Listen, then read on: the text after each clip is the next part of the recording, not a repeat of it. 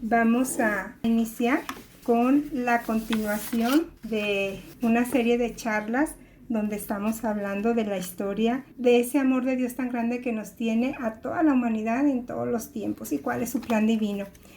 Entonces iniciamos en el nombre del Padre, del Hijo, del Espíritu Santo. Amén. Continúa, divina voluntad, viviendo en nosotros, envíanos a tu Espíritu Santo para que nos ilumine, nos purifique, nos santifique y nos revele todas esas verdades tan hermosas que nos tiene para estos tiempos. Queremos ponernos en tus manos, Virgen Santísima, para que tú nos guíes en este caminar hacia el estado donde Jesús quiere encontrarnos, donde Jesús quiere vernos cara a cara. Padre, el Hijo, el Espíritu Santo. Amén.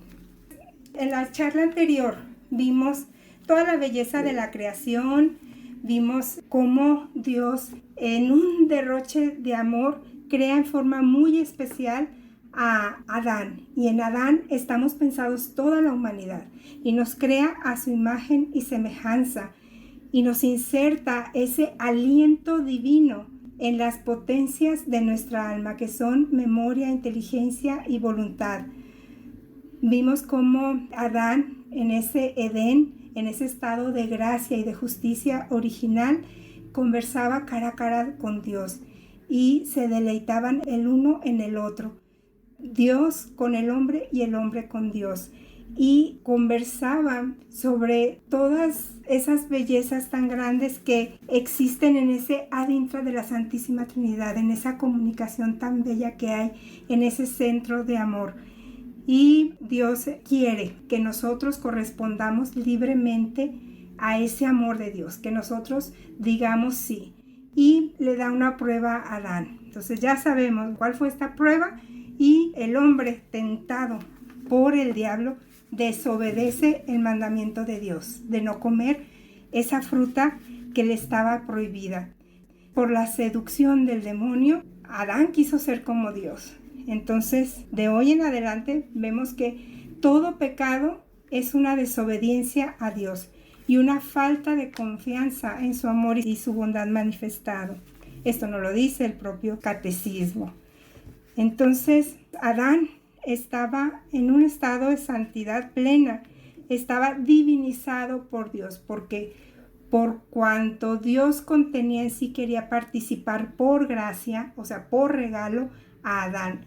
Y Adán pierde al desobedecer esta parte divina, esa gracia de santidad original. Entonces comienzan a tener miedo de Dios, vemos cómo se esconden, ¿verdad?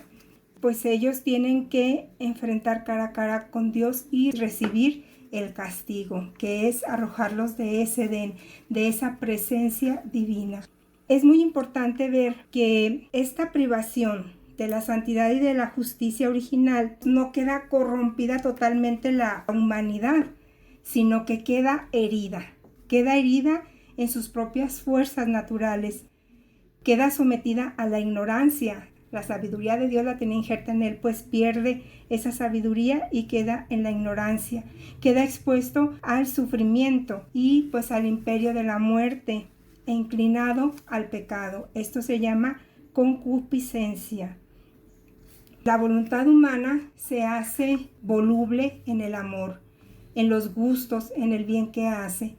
Empezamos nosotros a actuar por nuestra cuenta, dejando a un lado pues la voluntad querida por Dios, que siempre va a ser infinitamente superior a la de nosotros. Y empezamos a tener gustos, placeres, deleites carnales fuera de la voluntad divina. Entonces la armonía con la creación, con todo lo que creó Dios para nosotros, se rompe. Sin embargo, Dios no abandona al hombre. Le promete un Salvador porque lo ama tanto y quiere restituirle esa estatura que tenía en el Edén y que fue perdida. Quiere que regrese a la felicidad porque Dios ama tanto al hombre y Él es inmutable, es decir, no cambia. Dice Jesús en el libro de Cielo, de los escritos de la sierva de Dios, Luisa Picarreta, que el dolor de Dios fue tan grande cuando Adán El primer hijo se sale del querer para hacer el suyo. Antes la voluntad humana y la voluntad divina estaban unidas, caminaban juntas. Entonces se separan y queda rota la comunicación entre Dios y el hombre. Y dice Jesús que si la omnividencia, que todo lo ve, no nos hubiera hecho presente que nuestra voluntad debía reinar, habría reducido toda la creación a la nada. Hay un decreto divino desde Ab eterno de que Jesús tiene que venir a reinar aquí en la tierra como en el cielo. Y este decreto es incancelable. Cuando Dios saca algo de sí, jamás se retracta. Adán y Eva, después de la caída, comienzan a cumplir el castigo de Dios. Parirás con dolor y trabajarás la tierra con el sudor de tu frente. Como el hombre queda con la exposición al pecado, queda con esa voluntad humana reducida, débil, Dios le anuncia a Noé que construye un arca porque va a destruir la humanidad. Y esa es la primer purificación. Y esta es la parte que vamos a ver ahora, desde que Adán cae hasta antes de la venida de Jesús. Jesús dice que cada 2000 años Él purifica la humanidad y que la primera purificación se dio con el diluvio. Esto es en el orden de su providencia, porque Dios, cuando ve que el hombre va cayendo, Él tiene que hacer algo para volver a reordenar y volver a alzarlo hacia Él. Quiere que el hombre vuelva su mirada hacia Dios, que lo implore, que lo busque para que lo pueda amar y para que Dios se pueda manifestar. Después de esto, salva a Noé y su familia, vuelve a crecer la humanidad y entra ahí el deseo de querer los hombres y mujeres ser como Dios. Y empiezan a construir una torre de Babel. En hebreo, Babel significa portal de Dios. Y Dios tiene otra vez que confundirlo. Y esto nos lo dice Jesús, o sea, nos lo explica en el libro de Cielo, que el hombre tiene necesidad de purificaciones fuertes. De otra manera, pues no se desengaña. Y por eso, dice Jesús, arrollaré todo para renovar todo. Haré cosas imprevistas, castigos nuevos de los cuales el hombre no podrá encontrar la causa. Y esto para confundirlo. Pero tú no temas. Por amor tuyo disminuiré alguna cosa. Esto le dice a Luisa. Pues estamos nosotros también en un tiempo de purificación que vamos a ver más adelante. Pero esto mismo sucedió acá en estos tiempos. Primero con Noé, por medio del diluvio, y luego con la torre de Babel, donde confunde con las lenguas a los seres humanos y quedan dispersos. El castigo de Dios no es como lo concebimos, sino que Él quiere corregirnos en su pedagogía divina. Él quiere reordenar al ser humano. Reordenarlo primeramente en el reconocer que Dios es su Señor. Reconocer que viene de allí nuestra dignidad humana. Y no como lo planteamos ahora. Yo tengo mi Dios interior, yo puedo hacerlo todo si me lo propongo, y tantas ideologías que hay hoy en día, pues así mismo las había en el Antiguo Testamento. Entonces, en las Sagradas Escrituras nos muestra esta historia entre el amor de Dios, que siempre está buscando al hombre, que no quiere que se corrompa, que no quiere que se pierda, que siempre lo va a llamar y lo va a reordenar. Si vemos nosotros desde la caída de Adán, vemos la desobediencia y luego vemos que se sale del orden establecido por Dios. Y ese orden es un orden de amor, no es un orden de coartar libertades, no.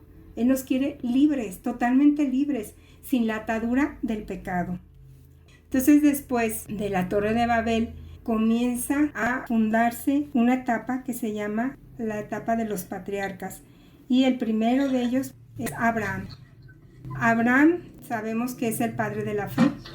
Y dice Jesús que Él acostumbra siempre a hacer una prueba, así como se la hizo a los ángeles en el Ab eterno, cuando se hizo la prueba en el Edén a Adán y a Eva, pues así también a cada uno de nosotros, y en este caso a Abraham le pide una prueba y le dice: sal de tu tierra, vete a la casa de tu padre y yo ahí te mostraré la tierra que quiero darte. Te haré una nación grande y te bendeciré. Bendeciré a quienes te bendigan y maldeciré a quienes te maldigan. Por ti se bendecirán todos los linajes de la tierra. Abraham tenía 75 años cuando Dios le pide esta prueba. Y Abraham, obediente, sale. ¿Qué es lo que nos demuestra aquí? De que nosotros, aún con esa fractura de nuestra voluntad humana, despegada se puede decir, o por otro lado, volteada de cabeza, aún así nosotros podemos obedecer, porque está nuestra voluntad, que es la que quiere. Entonces yo puedo obedecer a Dios, y esto es en cualquier momento. Si yo caí, me puedo levantar. Si yo en un momento dado dije que no, entonces yo puedo decir que sí, porque Dios me hizo libre.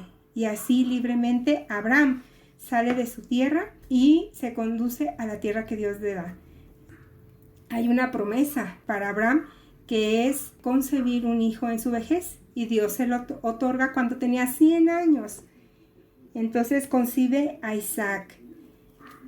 Dice Jesús: yo cuando hago una prueba es para elevarlo más a la unión con Él, o sea, es para unirnos más a Dios. Y con esta prueba, cuando nosotros decimos que sí, cuando nosotros la aceptamos libre, consciente y voluntariamente, Dios sobreabunda de gracias y nos eleva a un estado más alto de unión con Él. Entonces le da una segunda prueba y le dice: toma a tu hijo y ve y ofrécemelo en holocausto. Aquí vemos nuevamente la obediencia de Abraham. Por esa obediencia, Dios lo bendice y le dice que va a multiplicar su descendencia como las estrellas del cielo y las arenas de la mar. Por eso Abraham es el padre de la fe.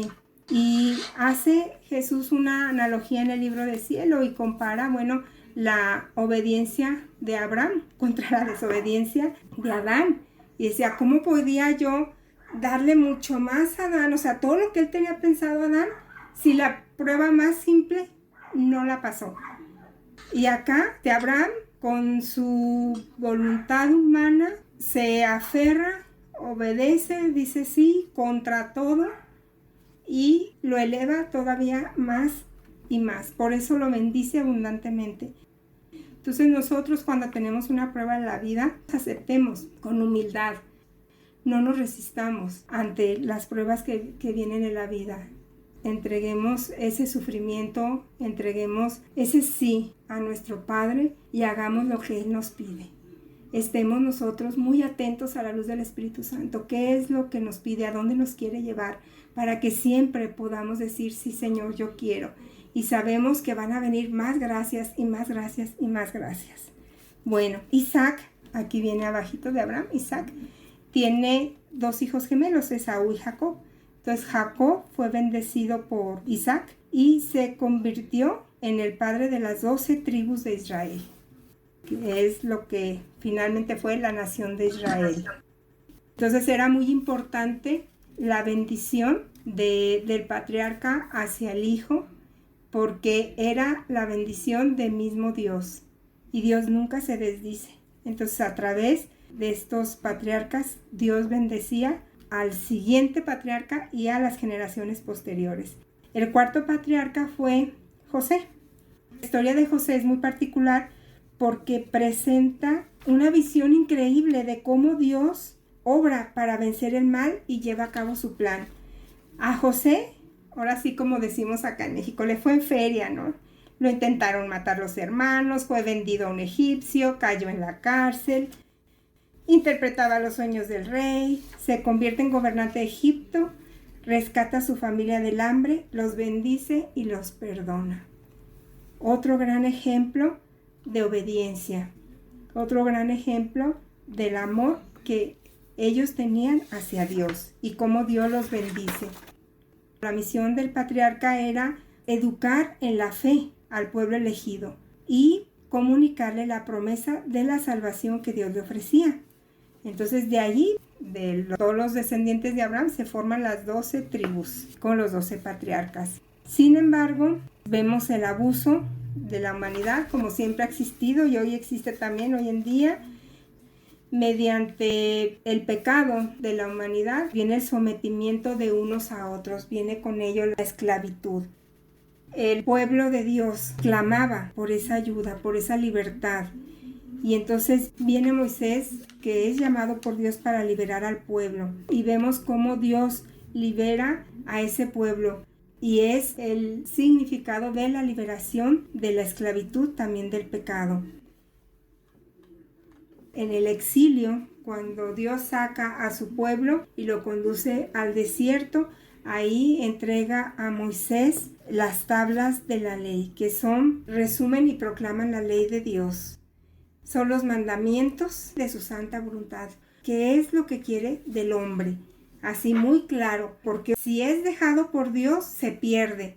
Entonces tiene otra vez que reordenar. Hasta este momento, en el Éxodo, desde la creación hasta aquí, es cuando Dios nos da esos 10 mandamientos, que son el mínimo indispensable para volver a Dios. Lo mínimo que tenemos que cumplir. El hombre, como pierde su naturaleza divina, se convierte en criatura de Dios, se convierte en siervo de Dios. Si el hombre se portaba bien, Dios lo bendecía. Y la forma de bendecir era de que se multiplicaban, tenían riquezas y tenían tierras. Esa era la forma en que Dios bendecía a los hombres. Entonces el hombre se degrada, lo saca del exilio y le da los 10 mandamientos a su pueblo. Estas 10 palabras nos recuerdan ese amor primero de Dios hacia su pueblo. Dice algo muy importante en nuestro catecismo, que estos 10 mandamientos están grabados por Dios en el corazón del ser humano.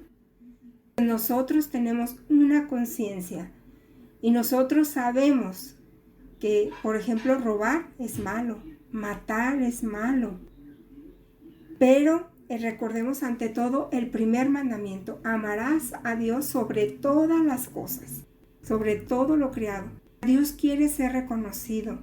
Dios quiere ser el primer amor de nosotros. Dios quiere que nosotros acudamos a Él, que nosotros tengamos esa comunicación con Él, como lo tuvieron, en este caso, pues, Moisés, los profetas, los patriarcas, ¿sí? Después de estos 10 mandamientos viene Josué y le dice Dios: todo lo que veas y todo lo que pises va a ser tuyo, pero lo tienes que conquistar. Entonces, otra enseñanza para nosotros. El amor de Dios, la gracia de Dios se conquista y es en el trabajo día a día. Ellos tenían que conquistar los pueblos para destruir toda idolatría. Recordemos que en aquel entonces habían pueblos que se apartaron de Dios y pues construyeron ídolos. Entonces Josué tenía que ir, pelear, luchar, y Dios estaba con él. Y pueblo que iban conquistando, pueblo que iban destruyendo toda idolatría. Pero no contento el pueblo de Dios, empieza a pedir reyes. Y esto fue concedido por Dios. Antes de los reyes, pues vienen los jueces. Moisés fue el primer legislador, el primer juez de Israel, ¿no? Era profeta también. Entonces ya con el tiempo los ancianos, los más ancianos, se convertían en jueces. En todo el Antiguo Testamento el juicio era sinónimo de reinar. Dios solía llamarlos directamente en tiempos de mucha necesidad para que librasen a su pueblo de sus opresores. La enseñanza especial en el libro de los jueces es que Dios nos quiere demostrar que castiga a su pueblo cuando se aparta de su ley. Si no cumples, yo te castigo. Pierdes las tierras, pierdes tus posesiones, pierdes tu riqueza y te vuelves esclavo. Pero siempre tiene presente el pueblo de Dios que va a venir un libertador, que va a venir un salvador en su auxilio. Entonces, bueno, ellos piensan que el salvador pues va a ser el rey. Samuel es el último juez y Saúl, su hijo, el primer rey. Y este rey es permitido por Dios bajo la presión del pueblo de Dios. Entonces, después de Saúl, pues vino un reinado muy largo de parte de David y continuó Salomón, que fue el que construyó el gran templo de Jerusalén para poder adorar a Dios.